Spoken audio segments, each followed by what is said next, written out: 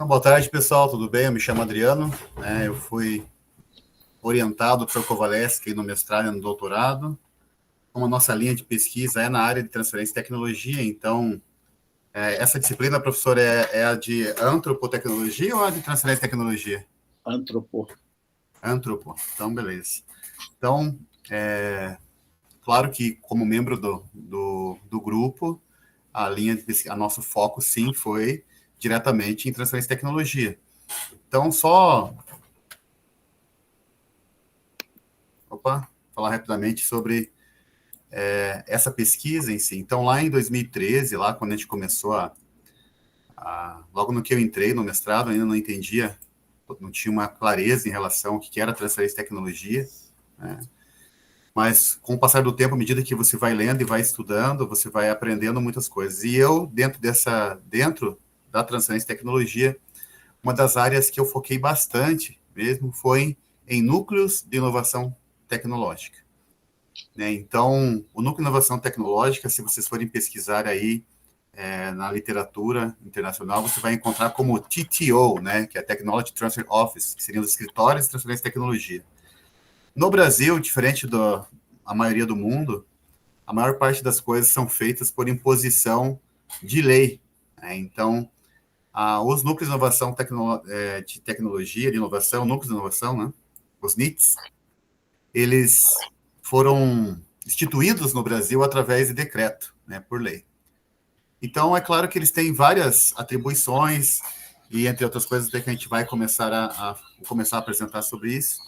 E em meio a essa pesquisa, eu encontrei um artigo do professor Davi Rezende, que é posso dizer que é um parceiro nosso, né, lá em Portugal, ele é da Universidade de Aveiro, e ele, no seu doutorado, ele escreveu no seu trabalho, ele desenvolveu uma ferramenta que chama-se Master Plan, e é muito interessante, por isso que você tem que sempre estar pesquisando muito, né, em cima disso. Em meio à leitura do trabalho dele, eu encontrei o artigo, né, que ele publicou com o Gibson, que também é um pesquisador na área de transferência de tecnologia bem famoso, bem conhecido.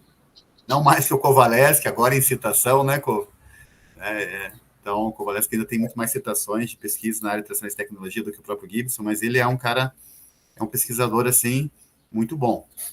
E o professor Davi Rezende, ele foi fazer o pós-doutorado dele na Ice Square, lá que é em Texas, e, incrivelmente, ele também estava trabalhando com a professora Silvia Gaia, né, que era a minha co-orientadora. Então, eu estudando, eu pesquisando sobre isso, fui falar para ela sobre, achei essa ferramenta chamada Master Plan, que faz uma avaliação dos processos de transferência de tecnologia nos escritórios de transferência de tecnologia, né, nos TTOs, ou, no caso, no Brasil, nos NITs.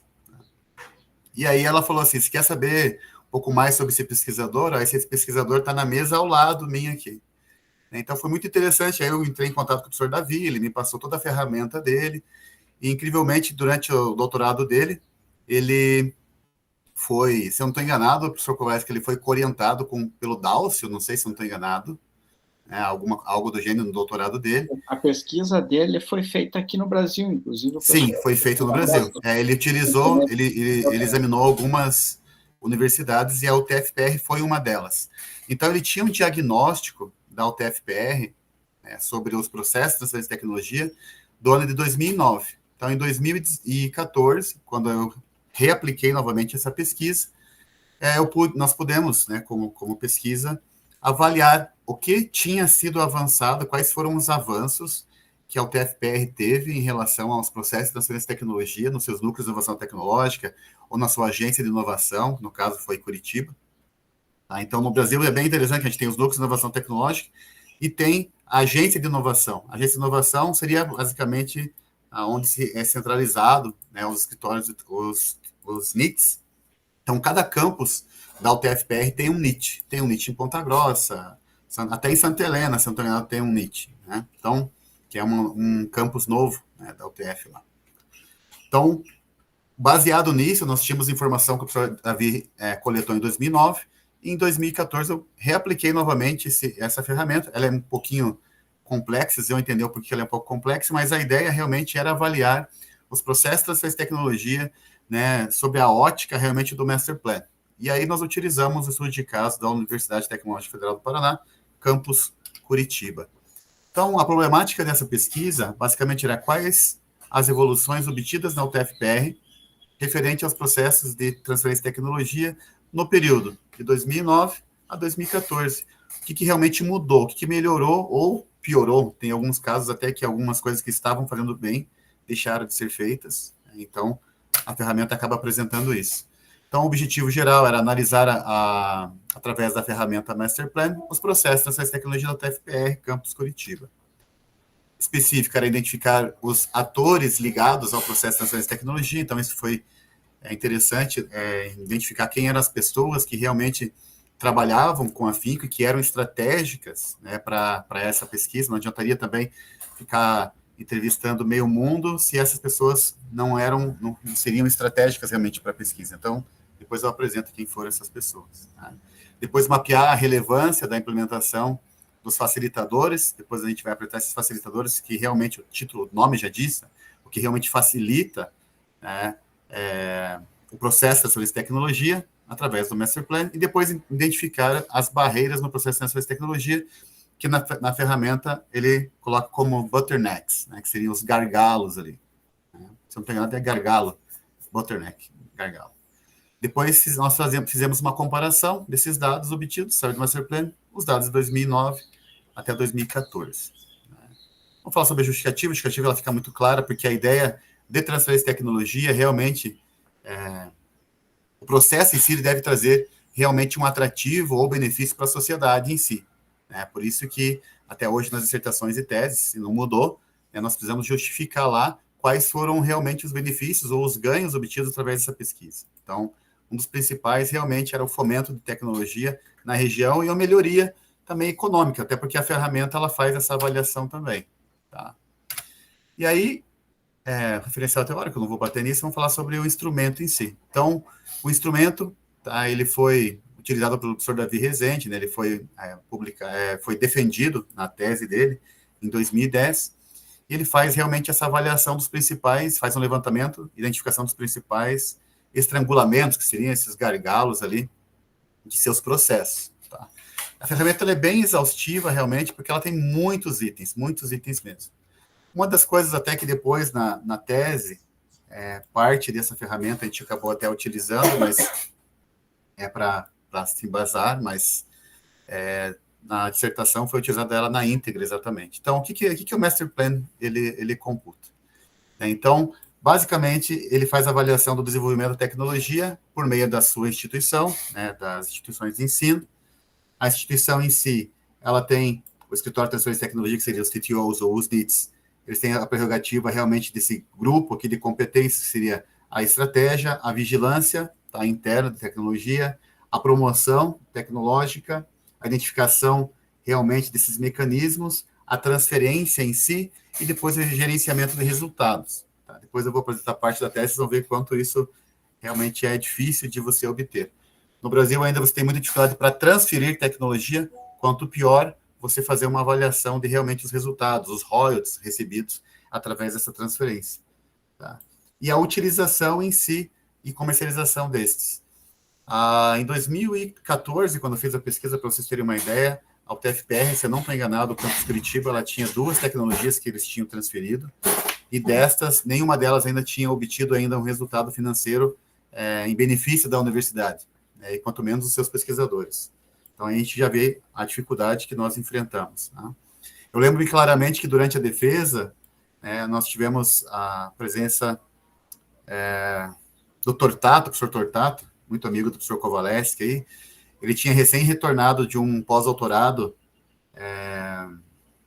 não lembro qual era o país que ele tinha feito o pós-doutorado dele, eu sei que era um país asiático, mas eu não lembro agora qual que é o país. Eu sei que um único projeto que eles tinham lá para transferência de tecnologia...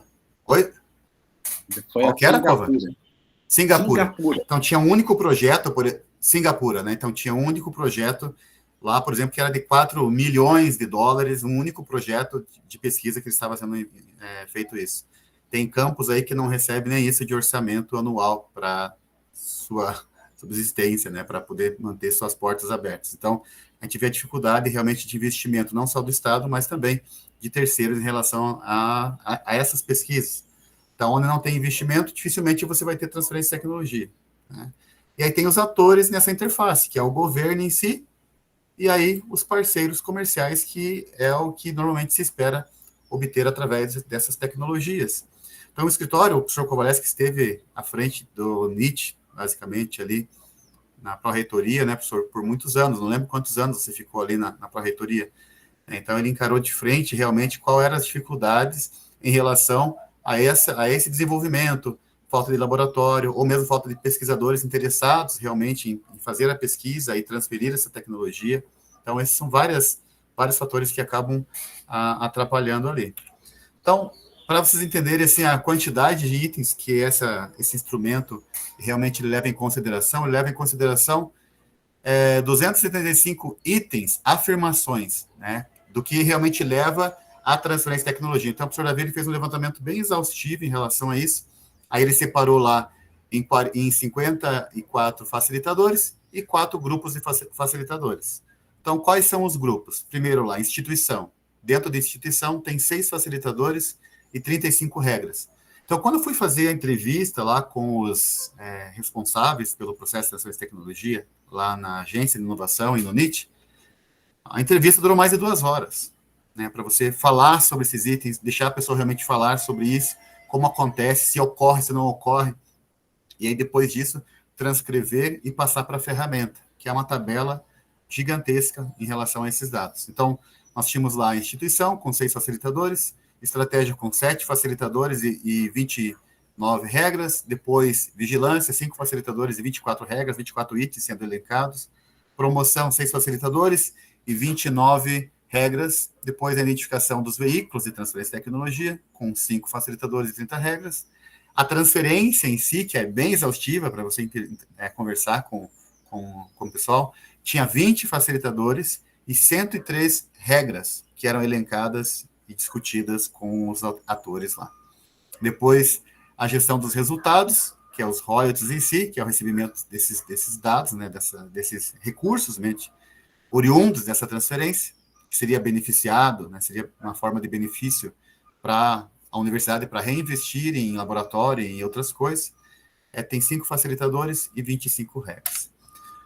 Então, as etapas dessa análise dos dados. Então, primeiramente, nós fizemos essa avaliação, tá? Que é através desses nós aí, que seriam os atores-chave. Nós temos lá, na UTFPR hoje, né, a Pró-Reitoria, né, de Relações Empresariais e Comunitárias, que em Ponta Grossa, o Covo fazia, acho que era diretor, né, Covo, da Pró-Reitoria, ou da Pró-Reitoria não, das Relações Empresariais, né, ali da UTF Campus Ponta Grossa. Mas em Curitiba nós temos a Pró-Reitoria, a Agência de Inovação e os núcleos de inovação tecnológica.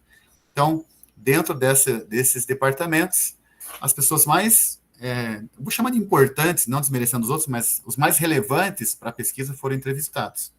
Tá? Então, foi bem interessante. Então, as entrevistas foram feitas na segunda etapa. Primeiro foi identificado quem são, depois as entrevistas em si, depois enunciar, né, os objetivos estratégicos da universidade, porque não adianta eu perguntar para você algo se para você não é importante. Então, não consigo agora exemplificar isso, mas só um exemplo, por exemplo, assim, receber royalties através de transferência de tecnologia. Para você é importante ou não é importante? Eu falo, é importante, mas não é nosso foco. Pode acontecer de você fazer uma entrevista e aí que está se a tua ferramenta permite ou não você dar peso para cada escolha que o ator faz. Então, isso que é importante frisar isso, porque às vezes algo que para a ferramenta, para uma universidade norte-americana, por exemplo, o cara fala assim, não, é super importante. Aí você vai entrevistar um cara que é bem relevante numa universidade brasileira, ele fala assim, até é legal, mas não é para nós. E aí você vai dar uma nota para o cara se para ele não é relevante. Então, não faz muito sentido. Então, alguns desses itens você acaba não eliminando, mas dando um peso menor, para que não fuja muito da realidade da investigação que você está fazendo, que você está pesquisando. E aí depois o mapeamento desses facilitadores, dá aqui só um exemplo para concretização aqui, né? Por exemplo, um grupo de facilitador por instituição ali. Facilitador, a cumplicidade, formação continuada, adequação dos recursos humanos, identificação das redes de conhecimento, ferramentas de TIC. Para ter uma ideia, eu não sei se vocês têm dificuldade ou não, mas recentemente eu precisei assinar uma ata de defesa de dissertação e tive uma dificuldade gigantesca para poder simplesmente startar o meu usuário. Eu tinha esquecido o meu usuário, e aí o sistema da UTF ficava pedindo assim, ele queria para recuperação de senha. Ele queria que eu desse, além do meu CPF, que eu desse também o meu usuário. Eu nem lembrava a minha senha, quanto menos o meu usuário, e travava. Então, enquanto o secretário lá não liberou isso, então os sistemas de TIC, na verdade, da UTF-PR, falo para vocês assim que é uma dificuldade gigantesca para você achar, por exemplo, o que está sendo estudado em laboratórios na UTF-PR. Eu nem sei se isso é aberto ao público. Tá? Então, pense você como um parceiro que está na área, por exemplo, eu sou uma produtora de sabão. Eu quero entrar no UTF-PR para saber se tem algum laboratório lá fazendo pesquisa em cima de sabão. Tá? Eu não acho, não tem como achar. Né? Eu tenho que ligar, eu tenho que ir lá perguntar isso, porque não tem um site, não tem uma página específica, não tinha, estou falando de uma coisa que na época não tinha, não sei se hoje pode ter, né? Já faz tempo que eu defendi isso, mas não tinha nada assim. Então, hoje, mesmo para você encontrar qualquer coisa no campus, você vai. São tantos caminhos e links para você chegar até lá, que você já cansou, já não chega mais, não quer mais. Então, essa é uma das coisas que foram identificadas lá. Né? E depois, a orientação integrada à missão e visão ali da instituição. Se nós pegarmos lá, se eu estou enganado, acho que é o PDI, o PDI, sim, que é o projeto institucional, né, da UTF-PR, você vai ver lá, eu tive que pegar o PDI deles lá para verificar se dentro do PDI, dentro dele se falava alguma coisa em relação a investimento em cima de transferência de tecnologia. Então, tem que pegar ele inteiro lá para fazer essa enunciação. Então, por exemplo, essa orientação, no caso da missão ali, eu encontrei lá no PDI da instituição. Então, de lá que veio. Tá? Depois de feito isso, nós identificamos quais são os fatores relevantes. A ferramenta Professor Davi, ele coloca lá como sendo 1, 3 e 5, onde pouco relevante 1, é relevante 3, e 5, muito relevante. Sendo muito relevante 100%. Não, isso aqui é o topo, é o que a gente mais espera. Depois, foi identificado realmente se esses facilitadores críticos, realmente, quais são os gargalos, que faltava realmente o nível, qual seria o seu nível de implementação. Tá? E aí, aqui a formulazinha matemática. Eu gosto muito de ferramentas, né, que ao menos te dão condições de você mostrar o porquê que você chegou naquele resultado. Eu cheguei naquele resultado por meio desse cálculo. Tá? Então, tanto no mestrado quanto no doutorado, eu sempre gostei muito e gosto de ferramentas que possibilitem você, não digo provar, né, porque aquela realidade que eu obtive lá em 2014, talvez se eu aplicasse a ferramenta novamente, de maneira exaustiva novamente, talvez hoje os resultados seriam completamente diferentes. Então, mas contudo, o uso da ferramenta, ela ajuda você a ter essa sustentação numa defesa ou mesmo num questionamento de qualquer usuário ou ator-chave. Tá? Então, basicamente é assim que funciona, né, o cálculo. Aí você chega ali numa medida, numa média, e aí, dentro dessas etapas, seria encontrar quais seriam as dependências e interdependências desses facilitadores. Então, porque esse aqui atingiu esse nível, mas por quê? Porque ele depende deste. Né? Então, eu não tenho como, por exemplo, fazer marketing da minha tecnologia ou do que está sendo desenvolvido se eu não tenho nenhum site. Então, uma coisa depende da outra, né, para que você possa fazer essa divulgação. Só um exemplo. Então, essa ferramenta ela possibilita você identificar. Tá? Então, dentre esses 54 facilitadores que compõem o Master Plan, apenas 37 facilitadores foram realmente considerados como facilitadores relevantes. O restante foi descartado para a realidade da UTF-PR. Tá? Então, assim, descartado que eu digo que para eles não era relevante. Somente 37 desses 54 facilitadores foram considerados como facilitadores relevantes. Então, como propósito da ferramenta é focalizar em soluções simples e rápidas, nós utilizamos destes itens, né, de maneira hierárquica, realmente para poder fazer essa avaliação. E aí, aqui que ele faz esta... Abraço. Então, aqui que ele faz o seguinte, né, dentro desses facilitadores. nós identificamos da seguinte maneira: com os facilitadores relevantes apontados e o nível, né, de implementação encontrado, dos 37 facilitadores relevantes, 7 deles apresentam problemas de implementação, problemas graves de implementação, problemas que realmente que estão abaixo. Essa linha de corte de 30% também foi uma linha de corte que quem estabeleceu foi o professor Davi. Então, para a ferramenta dele, ele estabeleceu 30% de linha de corte. Tudo que estava abaixo disso, ele colocou como com problemas realmente de implementação, tá? Que é um mínimo, limite mínimo de implementação que ele estabeleceu. Tá?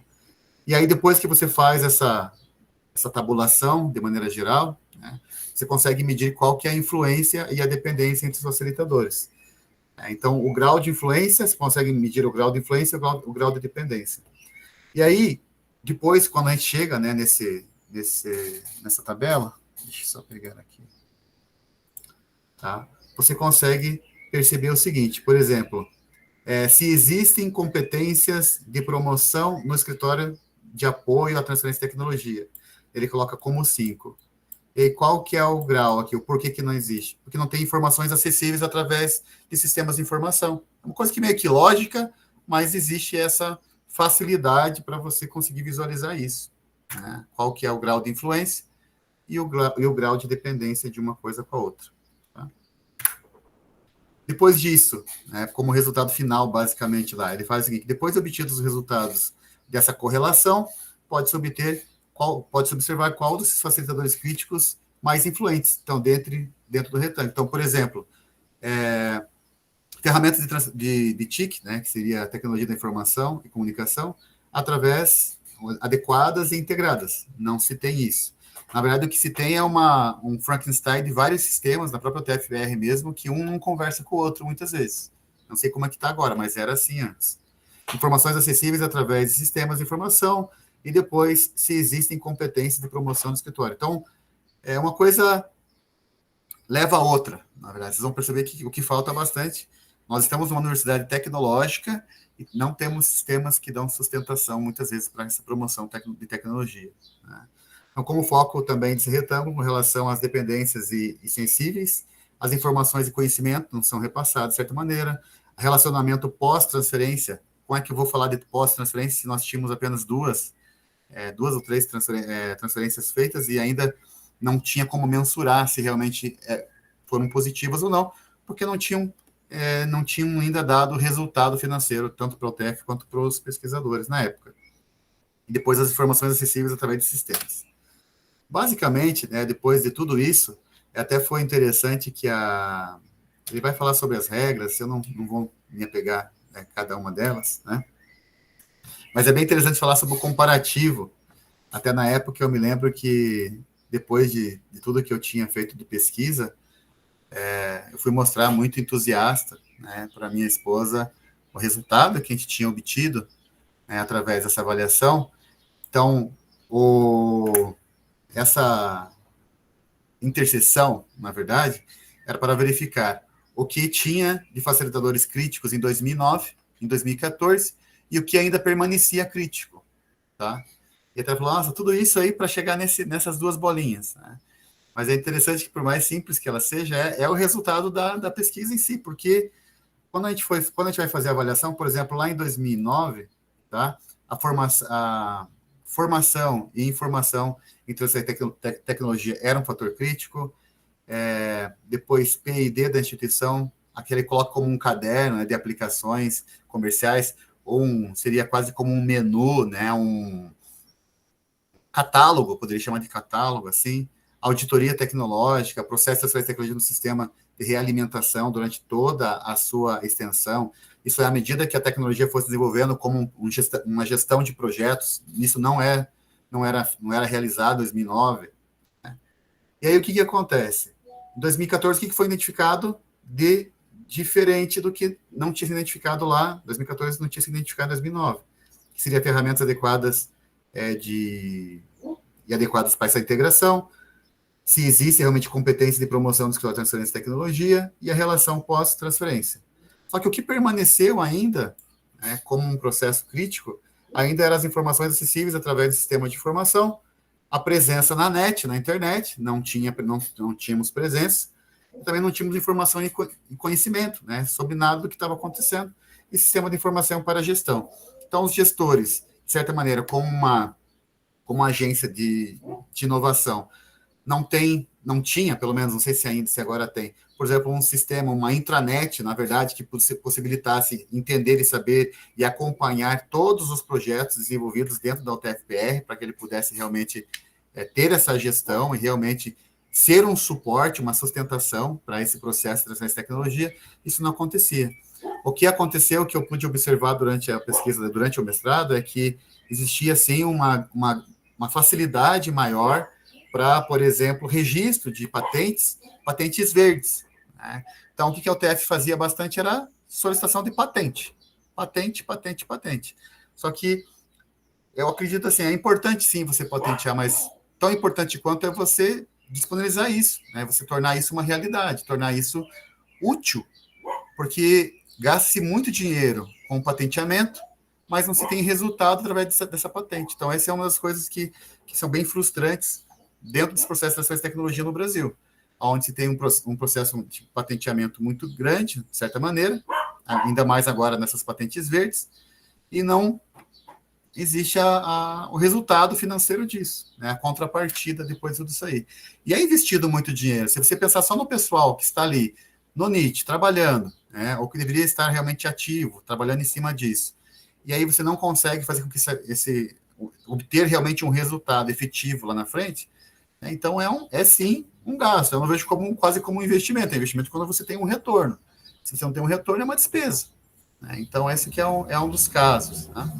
Então, basicamente, depois, só para finalizar, então, para que esses projetos de transferência de tecnologia da UTFPR realmente sejam satisfatórios, de acordo com a pesquisa, necessita-se que sejam desenvolvidas ferramentas de tecnologia, informação e comunicação, uma melhora realmente no acesso às informações, facilitando realmente o processo decisório desses gestores, da agência, do NIT, de qualquer outro órgão que seja competente, e realmente um aumento da agilidade através da desburocratização. Quando a gente fala em burocracia, a burocracia ela é importante até um ponto. Chega um ponto que a falta de flexibilidade ela atrapalha totalmente o processo. Então, quando se é muito burocrático o processo, você perde, né? Você vai fazer com que esse pesquisador vá direto, em vez de buscar uma universidade, ele vai direto para a indústria, né? Ele vai diretamente lá, e aí, em cima disso, ele vai ganhar os seus royalties, seus recursos, e assim por diante. Eu lembro de ter uma palestra aí na UTFPR, acho que até o Cova estava junto, acho que estava até sentado junto, quando tive um professor que fez o desenvolvimento de um produto, de um medicamento, não sei se era da USP, Cova, ou da Universidade de São Carlos, que ele desenvolveu um medicamento para vômito, alguma coisa assim, por exemplo, não sei se era isso. É um medicamento bem conhecido, eu não sei o nome, mas bem conhecido. Não sei o que lá, Vonal, alguma coisa assim, eu não lembro agora qual que era. Eu sei que realmente essa foi uma pesquisa, um dos medicamentos que realmente foi feito através da universidade, tanto a universidade quanto o pesquisador também ganharam dinheiro com isso. Então, aí nós temos o exemplo de um que eu conheço, de um que eu pessoalmente conheço, de um cara que realmente obteve sucesso em relação a um processo de transferência de tecnologia de uma outra universidade, né? E assim, basicamente, se deu a minha dissertação, né? Um monte de regras para depois descobrir, ou melhor dizendo, só mostrar ou comprovar algo que já é visto pela maioria das pessoas. Mas o importante é para isso que serve a pesquisa, para ter esse respaldo, né, para que a gente pudesse avaliar dessa maneira. Então, esse foi o projeto de pesquisa. Olhando hoje, eu vejo que poderia ter feito completamente diferente, aquele mero discurso que todo mundo faz depois que defende, né? Mas, para a época, foi o que eu consegui fazer na época. Beleza, Cova, da dissertação, tranquilo? Obrigado. Agora já está, quem diz o Kovarev, já está velhinha, na verdade, a dissertação, né? E agora está indo para ficar mais velhinho ainda a minha tese, né? Então, falar rapidamente sobre ela, Cova, é isso que você precisa, né? Que eu fale um pouco sobre ela também, né? Sobre a tese em si, correto? Chefe? É isso, né? Acho que ele está sem fone lá. Mas eu vou falar rapidamente. Isso mesmo. É isso mesmo? Tá, vamos lá então. Pode ir. Isso, Vonal, isso mesmo. exatamente. É esse mesmo medicamento, né, que teve esse processo, essa tecnologia, e é um case de sucesso, né, que ele realmente foi para o mercado, trouxe um benefício, salvo engano, não é um medicamento caro, é um medicamento popular, e ganha esse royalties disso até hoje. Não sei se ele ainda está ganhando isso, mas ele ganhou muita grana em relação a esse medicamento. Ganha, né? Isso aí não para mais. Então isso aí vai ganhar muita grana, ficou rico, né? Em relação a isso. Mas vamos lá, então. Bem barato e bom. Então, veja só, isso que é importante, né? Trouxe benefício para a sociedade. Sempre falo assim que inovação, se não trouxer benefício para a sociedade, não foi inovação. Né? Então, no doutorado, eu fiz um pouco diferente, mas um pouco focado também em escritório de atenção e tecnologia. Só que a ideia, né, e que foi mais difícil, na verdade, convencer o Cova que realmente era factível, né, de fazer isso, né, de você ter uma ferramenta que pudesse realmente mensurar maturidade. A maturidade, nesse aspecto, não tem a ver com tempo, idade, né, de fundação ou de idade, mas sim de prospecção, realmente de avanço, de melhorias e de possibilidades. E aí, durante o doutorado, eu estudei sobre métodos de determinação de níveis de maturidade de transferência de tecnologia dos NITs brasileiros. Então, depois vocês vão ver ali, né, os resultados que nós obtivemos. Então, basicamente, a ideia inicial realmente era, a dúvida era como determinar realmente os níveis de maturidade de transferência de tecnologia dos NITs brasileiros. Como que eu faria isso? Né? Que tipo de instrumento eu poderia fazer dessa maneira? E, mais uma vez, tem a entrada, né, triunfal aí, também do orientador e da co-orientadora. A professora Steve também foi fazer o pós-doc, não sei se ela estava no pós-doc dela, ou a finalização, algo do gênero. E aí, como resultado do pós-doutorado dela, ela desenvolveu um instrumento que chama-se octógono da transferência de tecnologia. Já existia o octógono da inovação, né, se eu não estou enganado, acho que é o octógono da inovação, e eles criaram, né, geraram o octógono da transferência de tecnologia, né, que é uma outra ferramenta que faz essa avaliação também desses processos. Então, através da orientação e da co-orientação, nós conseguimos chegar a esse objetivo. Né? O objetivo era realmente propor um método de determinação de níveis de maturidade de transferência de tecnologia para NITs brasileiros. Por que a gente colocou, claro, brasileiros e não NIT, né, ou TTO? Porque nós buscamos realmente trazer os itens a serem estudados nivelando com países em desenvolvimento, como o Brasil. Se eu pegar essa ferramenta, provavelmente aplicar num escritório de transferência, num TTO, por exemplo, na Inglaterra, ou mesmo nos Estados Unidos, provavelmente eles vão estar 100% maduros. Tá?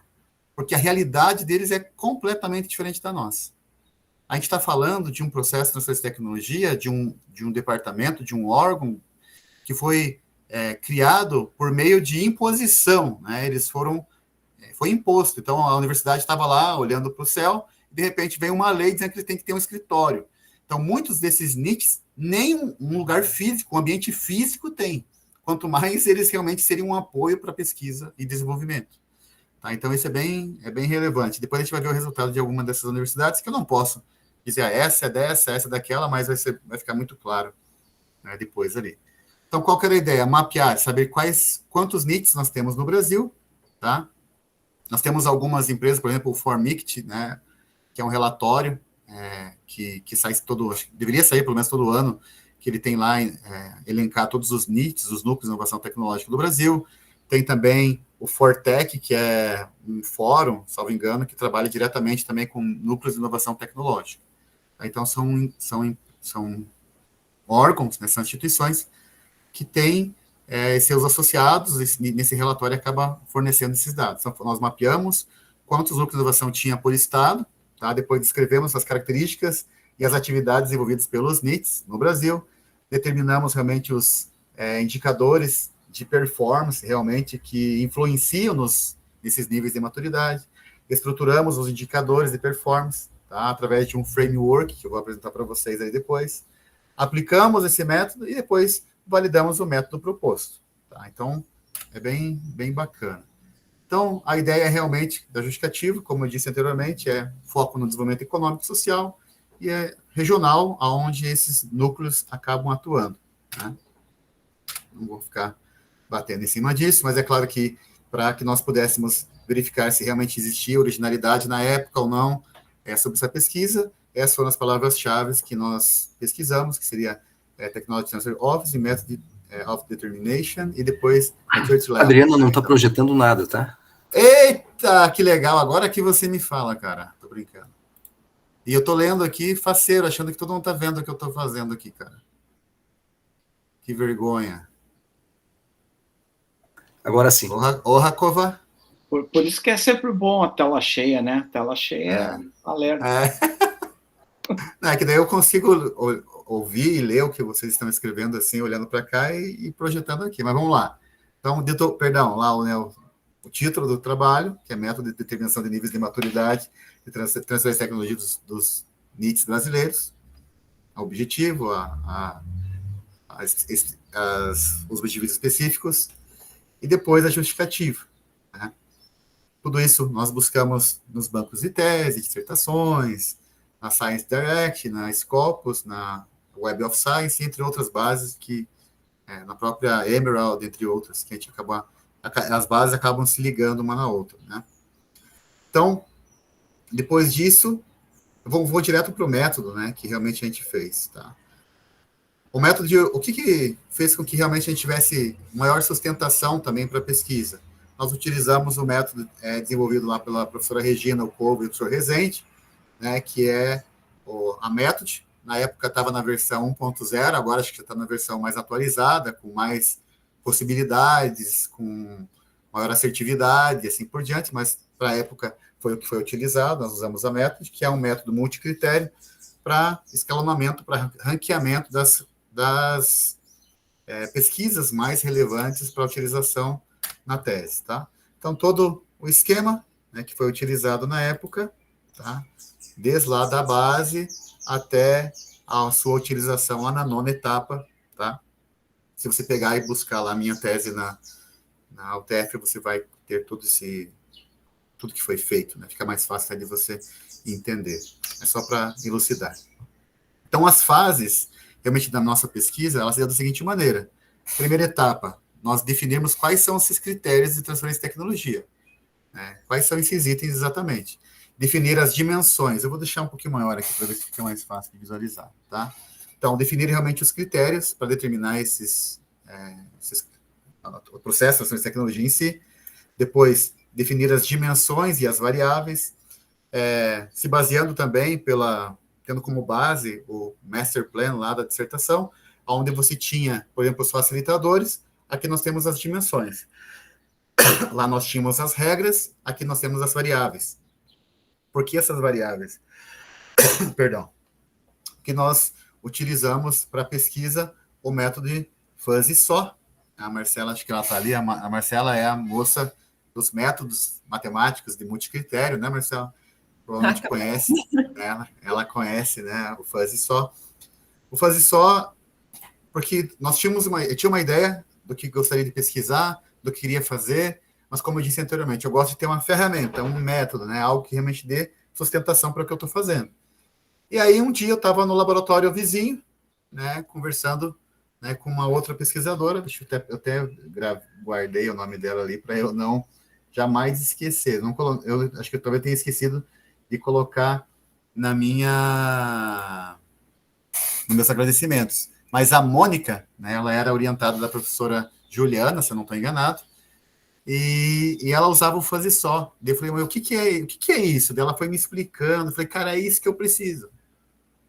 Isso aí se encaixa para mim, porque ela usou de uma outra forma, mas nós acabamos adaptando realmente a ferramenta, o instrumento, para a nossa realidade. Tá? Então, assim que surge aí a utilização desse método. E depois, consolidação dos pesos, das dimensões das variáveis, por meio do fuzzy só, aplicação do frame, e uma das coisas que nós fizemos, diferente de muitos, eu sempre falo assim, aberto a críticas em relação a isso ou não, até na defesa mesmo perguntaram por que nós não utilizamos, por exemplo, uma escala na aplicação do fuzzy da seguinte forma. Por exemplo, o quanto você possui uma estrutura física ou não. No nosso conceito, nosso conceito ou eu tenho ou eu não tenho, né? Ou eu faço ou não faço. Por isso nós utilizamos uma escala binária, 0 para nada e 1 para positivo. Realmente eu possuo aquilo. Não o quanto está implementado, mas só se possuía ou não aquele item. Então é bem interessante quando você for fazer uma aplicação dessa, para que os textos, as perguntas que você estiver fazendo, realmente não levem a pessoa a pensar diferente do que você espera que ela pense, né? Por exemplo, as afirmações que nós fizemos eram positivas ou negativas, para a pessoa dizer se tinha ou não tinha aquele item. Tá? Então, essa foi uma das coisas. Não usamos uma escala por exemplo, vocês usaram uma escala de Likert, né, por exemplo. Não foi feito isso.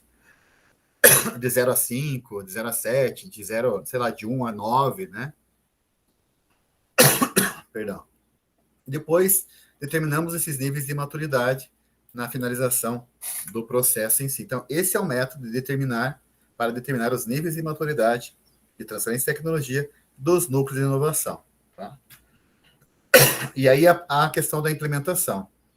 Vocês vão observar que esses critérios em si se baseiam no Master Plan. Tanto que nós diferenciamos, utilizamos, sim, a ideia da promoção tecnológica, a identificação desses veículos, a proteção tecnológica, a comercialização dessa transferência, dessa tecnologia e a gestão de resultados. Então, nós consideramos como um processo maduro quando ele passa por todas essas etapas, desde a sua promoção, a identificação, a proteção disso por meio de uma patente, de um registro, tá? A comercialização e depois a gestão do resultado, que é essa avaliação desses royalties, né, que nós vamos ter. Depois disso, cada dimensão, tá, possui lá, as dimensões distribuídas possuem 58 variáveis, que a gente chama de FN, né, que é dependendo do número que nós temos ali, por 8 dimensões, e assim ficaram divididas. Né? A estrutura, nós avaliamos a estrutura, o relacionamento, a visão, realmente, dessa instituição, porque, diferente de missão, até foi questionado, por que vocês não colocaram missão em vez de visão? Porque no PDI da UTFPR, por exemplo, ela tem lá, na sua missão, lá, se você for ler lá, ela é muito bonita, realmente, a missão, dá tudo a entender que o negócio realmente vai funcionar. Só que quando você parte para a visão institucional, que é realmente a execução de como a coisa vai acontecer, você não observa isso. Então, diferentemente de ter como missão, mas ter como uma visão realmente dos pesquisadores realmente serem visionários em relação a esse processo, né? Então, é isso que nós avaliamos. Depois, o processo em si, os recursos financeiros, né, o din-din, cascalho, estalecas, doletas, né, o dinheiro que você for dar, né, o valor que você for dar. Depois, a estratégia, o ecossistema em si, né, onde esse núcleo ele está realmente envolvido. Perdão, só um minutinho, gente, só um minutinho.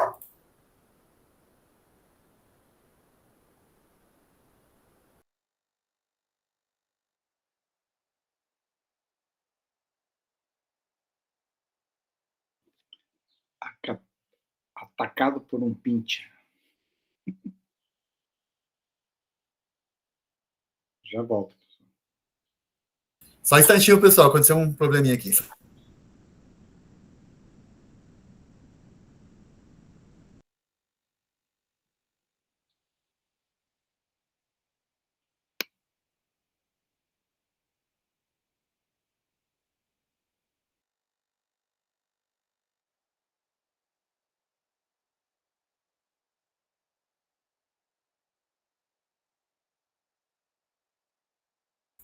Desculpa aí, pessoal, deu uma queda básica aqui. Vamos lá, então, falando sobre o ecossistema, né, onde realmente a universidade ela está realmente incluída, e aí você vai observar, por exemplo, que grandes capitais, grandes centros, eles têm um ecossistema mais preparado para isso, ou mesmo mais industrializado. Ponta Grossa deveria ser realmente um ecossistema assim, mais aquecido. Há anos que eu ouço falar sobre o nosso... qual que é o nome mesmo?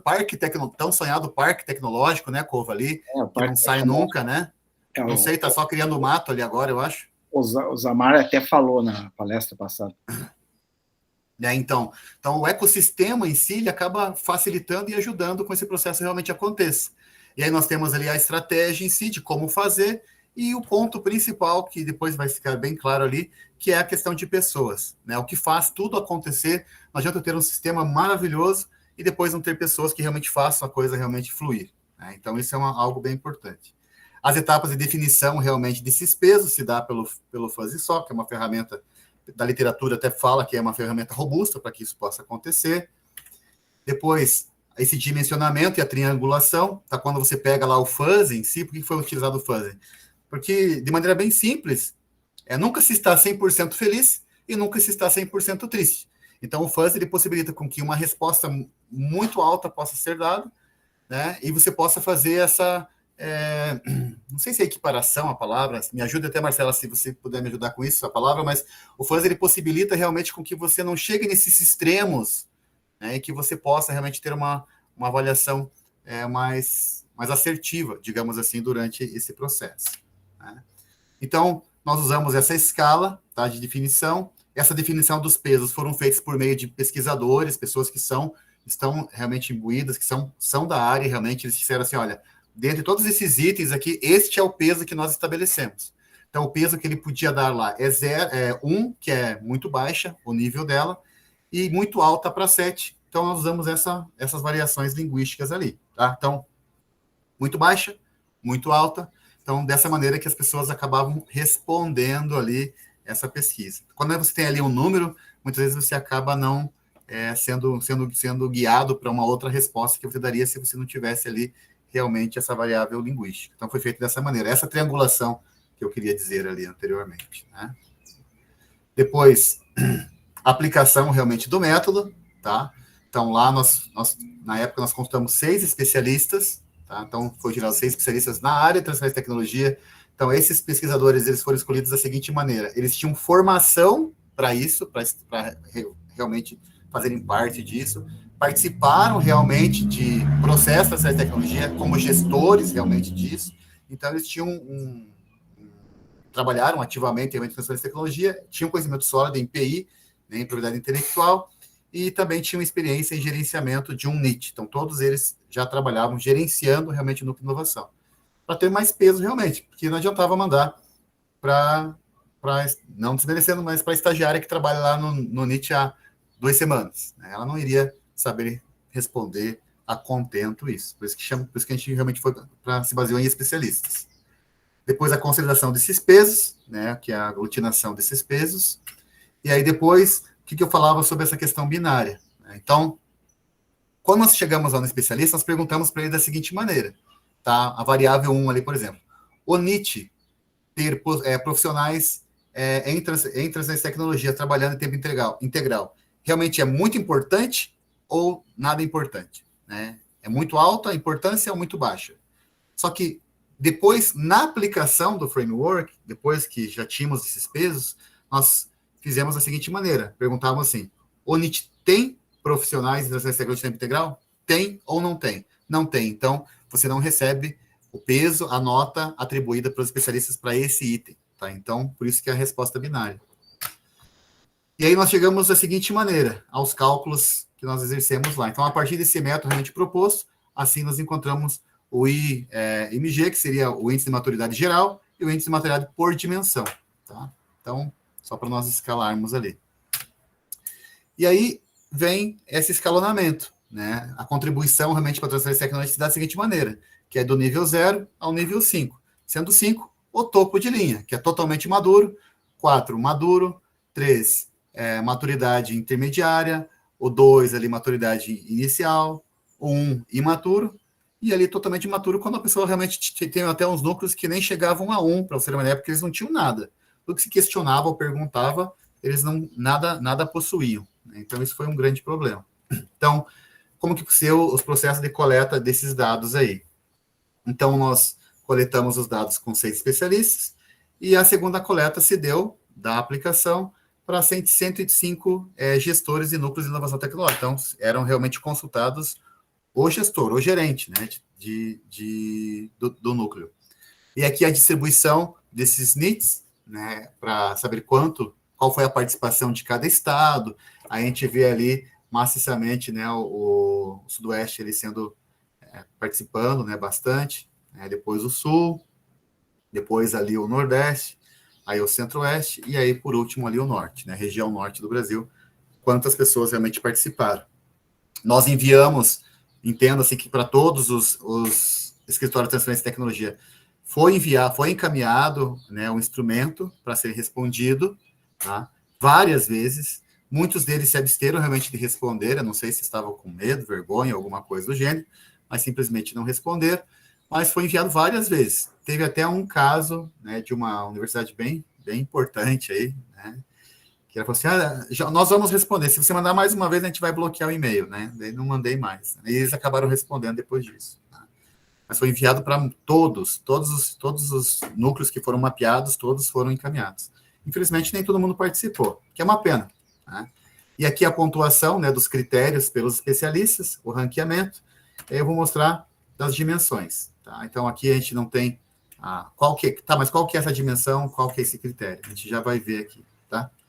Então, a gente chamou de MDML, né, que é o método realmente para avaliação, de determinação de níveis de maturidade. Né? Essa é a ramificação de todos os itens, né, como que eles se ligam no final, como que eles se entrelaçam. Né?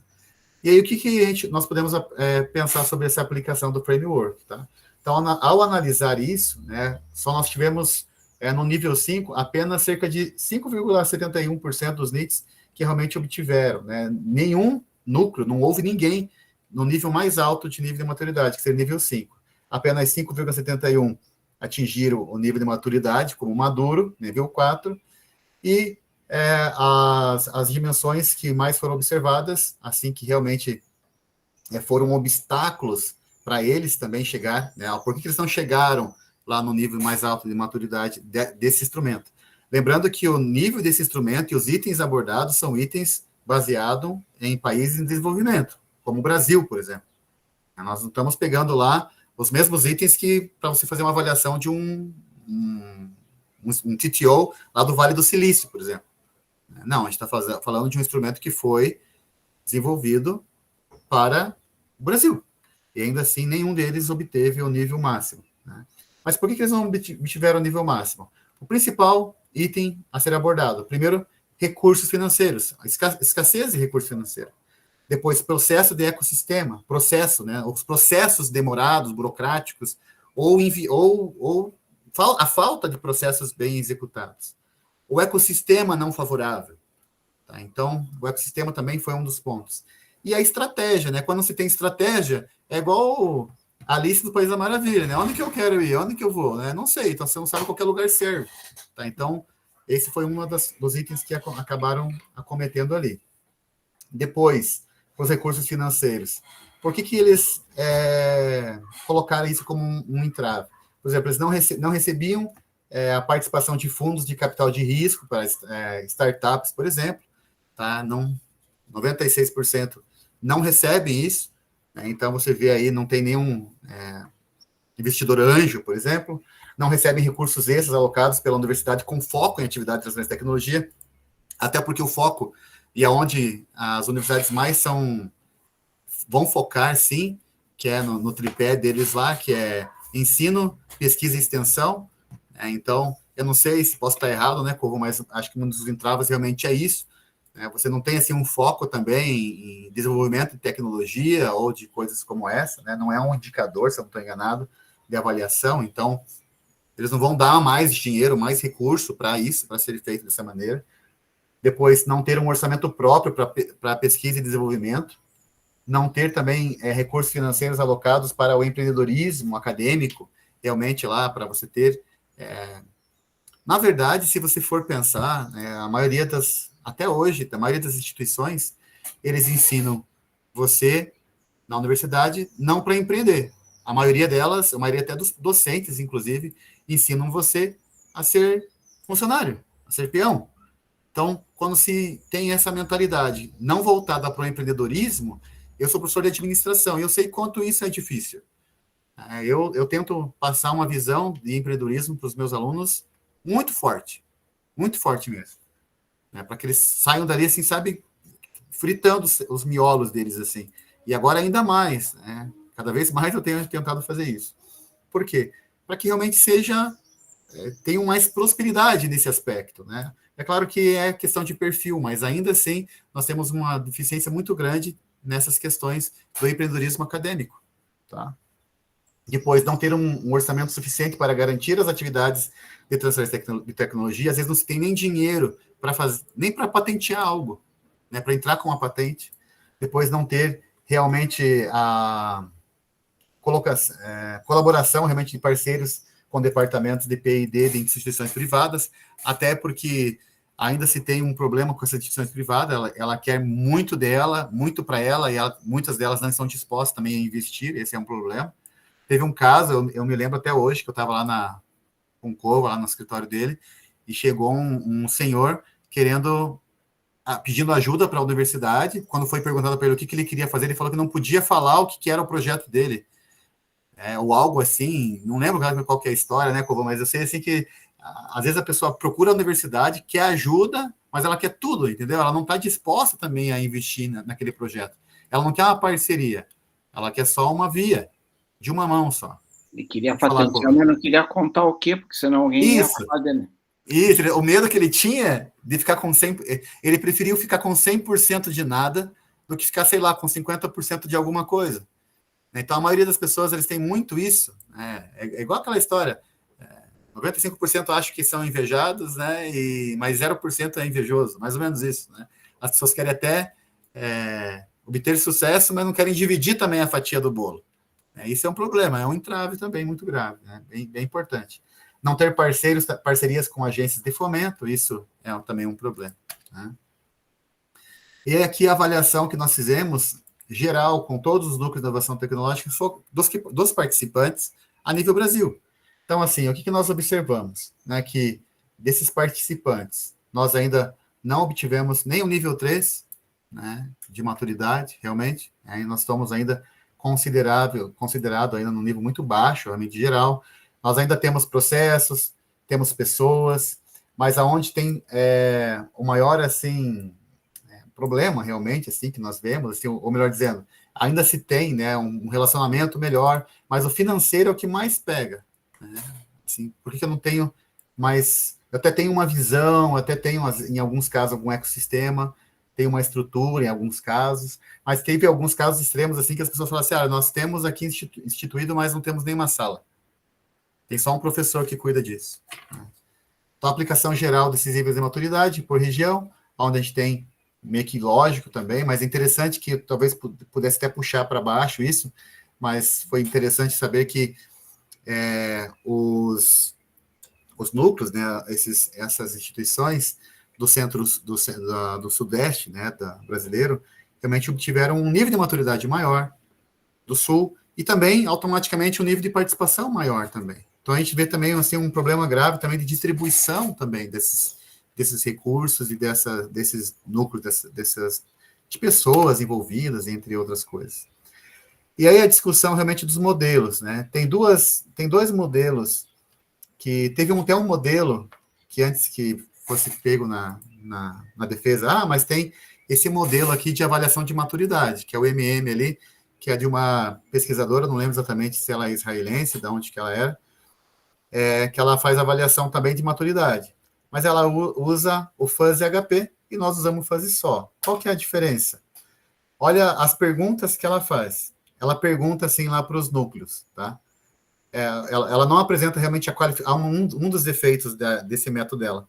Ela não avalia a qualificação desses decisores. Então, quando a gente fala de método multicritério, a gente tem que ter isso bem definido. Quem foram as pessoas que definiram os pesos? Eu, como pesquisador, não tive influência naqueles pesos. Realmente, quem definiu foram os especialistas, né? E nesse ponto, não fica claro realmente esse seu modelo de maturidade. Do contrário, no nosso método, nós qualificamos quem eram as pessoas, que elas tinham realmente conhecimento em PI e tinham realmente relevância para o processo de transferência de tecnologia. Outro ponto aqui de ponderação realmente sobre a decisão. Não apresenta realmente as ponderações dos pesos atribuídos pelos decisores, nós apresentamos. Eles utilizam a escala de Likert, por exemplo, lá na ferramenta diz assim, discordo totalmente, discordo, só que daí tem um problema. quando você usa essa escala, essas nomenclaturas, por exemplo, só focando, por exemplo, assim, ó, o NIT tem número suficiente de pessoas ou mesmo alocação de recurso suficiente, daí discordo, sou neutro, concordo totalmente, concordo fortemente. Então não fazia muito sentido esse tipo de escala para esse modelo de questionamento. Tá? Por exemplo, questões assim são subjetivas, tá? E que não é suficiente realmente para um núcleo, tá? Possa realmente não ser o outro, né? Você não tem como ficar avaliando dessa maneira. Do nosso caso, ou ele tem, ou ele não tem. Então, o NIT tem profissionais em tempo integral trabalhando, sim ou não? É assim que nós fizemos essa avaliação, tá? A questão de robustez, né? Eles têm 6 esferas, nós temos 8, eles avaliam 24 questões, nós avaliamos 56 questões, né, realmente dentro dessas dimensões. Eles realmente tiveram, né, uma melhora, né, de um tempo, né, para outro momento, mas nós fizemos um pouco mais em relação a isso, em questão de robustez também do que era questionado, tá? E aí, só indo mais à frente, eu queria mostrar o que realmente é o foco desse método. Seconto, que era quem fez lá o outro método, que é o MM lá, ela focou em país. Olha, é isso que a gente tem que tomar cuidado, para não ficar avaliando, sei lá, coisas diferentes, por exemplo, chuchu e abobrinha, sei lá se são, não é a mesma coisa, entende? Vai avaliar chuchu, avalia chuchu. Então, o que acontece? Ela fez uma avaliação em países da Europa, em países do Reino Unido, e também em países em desenvolvimento. Então, a primeira avaliação que ela misturou duas coisas muito diferentes, com realidades completamente diferentes. O nosso método foi desenvolvido focado em países em desenvolvimento, caso o Brasil. Se formos, por exemplo, aplicar isso, sei lá, na Índia, teria que passar por uma avaliação completa, porque o nosso método, os itens elencados, muitos deles têm relação com a lei de inovação, que foi por imposição que surgiram os NITs. Provavelmente em outro país em desenvolvimento, a realidade seja completamente diferente, por isso teria que passar por uma avaliação, uma readaptação, né, para poder validar a ferramenta em outros países. Então, basicamente, só para finalizar, nós focamos diretamente em escritórios de transferência de tecnologia universitária, em NITs, né? Não focamos em, por exemplo, outros tipos de escritório de transferência de tecnologia de instituições não acadêmicas, né? Que você pode até encontrar algumas dessas. Nós podemos levar em consideração que esse processo foi muito válido porque ele trouxe para nós uma visão geral, realmente, de qual que é a realidade desse escritório de transferência de tecnologia no Brasil, uma vez que nós conseguimos até um volume circunstancial, né, de bem satisfatório, realmente, para que a gente tivesse esse valor, esse número.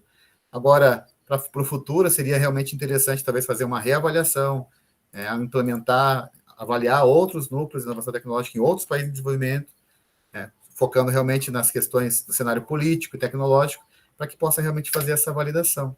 Tá? Então, basicamente era isso. Aqui só é interessante que quando eu estava tentando publicar a minha dissertação, a tese, na verdade, o artigo da tese, como ele estava, né, não foi possível. Quando entrou a palavra sustentabilidade, né, Kovaleski, a gente fez uma adaptação lá para a pesquisa, aí publicou de liso, bem rapidinho.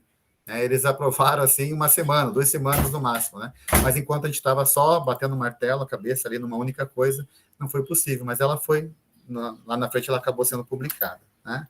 Muito obrigado. Seria isso. Obrigado por terem ouvido 1 hora aí falando, uma parte dela aí sem slide, né? Mas é isso. Obrigado, Adriano. Valeu, Couvo. Pessoal, se tiverem alguma pergunta.